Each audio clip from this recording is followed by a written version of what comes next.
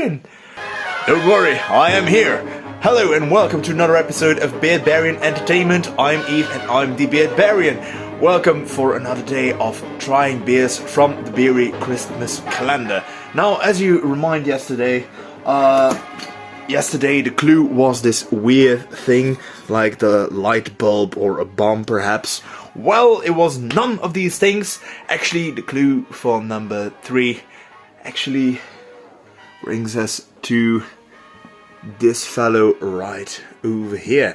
And as you see, he's holding a kind of flask. Well, it's actually a suction pair. It's something you use. You squeeze it, then you put the tube into the beer, and as you release it, it sucks up a little bit of the beer or the wort, and then you get a little bit of a sample that you can use for testing in the laboratory. So, well, very clever clue. I think it's not that hard to recognize once you know it, but it took me some time to figure it out.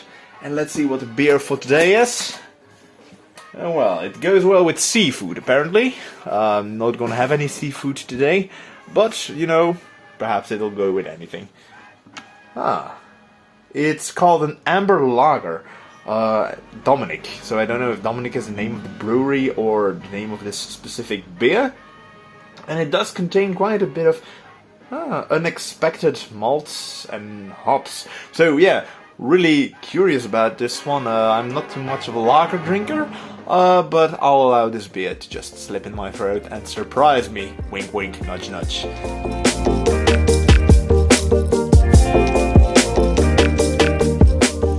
So, it's drinking time. Now, as I mentioned before, I'm not a specialist on lagers. I don't drink them very often, but yeah, you know, I'll try to give some general thoughts on it and a little bit about the ingredients that I am familiar with from other beers and other beer types. So, as usual, we first listen to what the bottle is telling us. Okay, nice hiss. You immediately see a lot of bubbles coming up. So lagers usually are pretty well carbonized because we like to drink them fresh. It's really like a drinking beer very often. So we usually like them with a lot of bubbles. Let's pour. As soon as I opened it, I noticed quite a distinct hop smell. Well, it's definitely there. Now, let's see. It's an Amber Lager. Which tells me it might be related to the medicine beer, which translates to the beer of March. In old times, they used to sometimes brew a lager beer in the month of March, then put it on a colder temperature, so you could have a cold fermentation, and then you'd have a very good lager, which would usually be consumed around Oktoberfest, which we all know as beer drinkers. So this definitely is amber colored. Mostly of the lagers we can, like all the commercial brands, Stella Artois, Jupiler, Budweiser, usually they're a bit more on the pale side. This is definitely darker. It's very crystal clear. I could hold the book behind it and probably read some of the letters in the book. Now, as it's related to the Märzen beer, as it is an amber lager, I'm expecting a lot of nutty flavors. They added caramel malt, so it's also going to have like a definite caramel malt flavor, and they used Vienna malt. Vienna malt does give a lot of those nutty, woody flavors, and is a little bit sweeter than traditional Pilsner malt. Because it's a little bit more roasted, it also helps with giving the beer the distinct amber colorization. And as a hop, they used the Saaz hop. Saaz is one of the original noble malts, which were bred in Europe, but Saaz also has a United States variety. Now, as it is a traditional Czech lager, I'm also expecting them to go with the Czech Saaz variety rather than the United States one. Big difference is that the United States variety has a slightly higher level of alpha acids, and alpha acids actually are the one that are is a chemical that becomes more bitter as you boil it. It becomes isomerated, if I recollect the English word correctly. Now that means that the bitterness in this kind of beer is going to be very, very subtle. It's not going to be very bitter, but it's going to have a nice crispness to it. Whereas the Saaz itself, the hop, gives more aroma than actual bitterness. So when I dive in it with my nose, the earlier smell I got was definitely herbal in nature. A little bit spiciness maybe perhaps, but I've always seen Saaz as more of a herbal hop. So I'm very curious to get another whiff. Yeah, so once again, pepper, definitely. Not a lot of smell, which is a pity. When I got it open first, when all the bubbles were rising, I was definitely getting a lot of hops aroma, and now it kind of settled down, kind of a little bit more boring. Some herbalness, so definitely again, it's not mint like yesterday. I would say this is something more soft. Hint of cannabis. Actually quite surprising. Like, I know all hops are related to cannabis, but this one actually smells like a little bit sweaty, like real cannabis. So maybe the hops weren't too fresh when they put them in.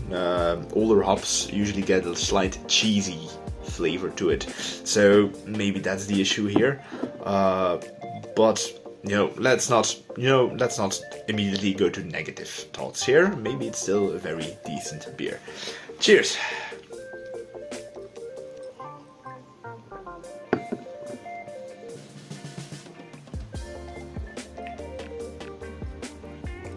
Yeah, so definitely the nuttiness from the Vienna malt, touch of caramel, but not too much, and I'm getting a very distinct sensation of like toast.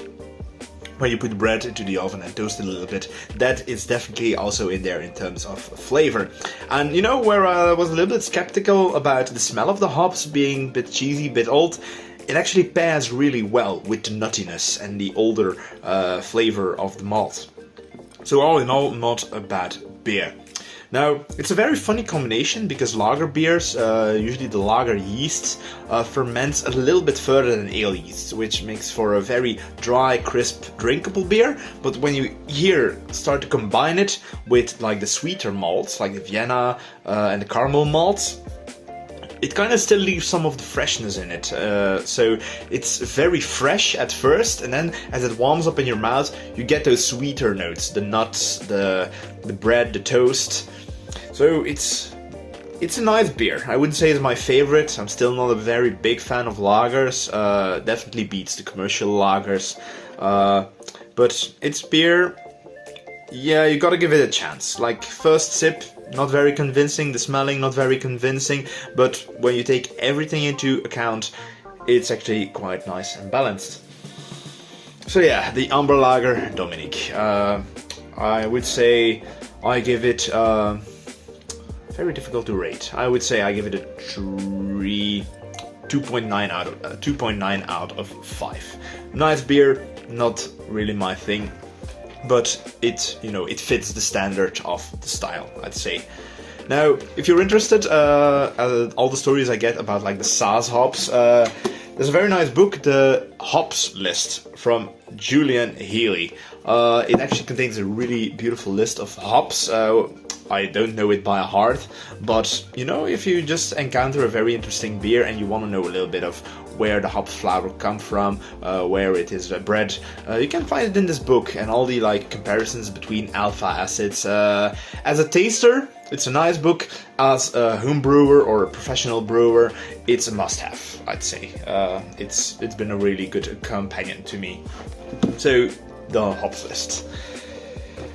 With that being said, I hope you enjoyed this video. Be sure to watch again tomorrow, as there will be more beer and more stories. This was the Beardbarian. Don't forget to like, share and subscribe.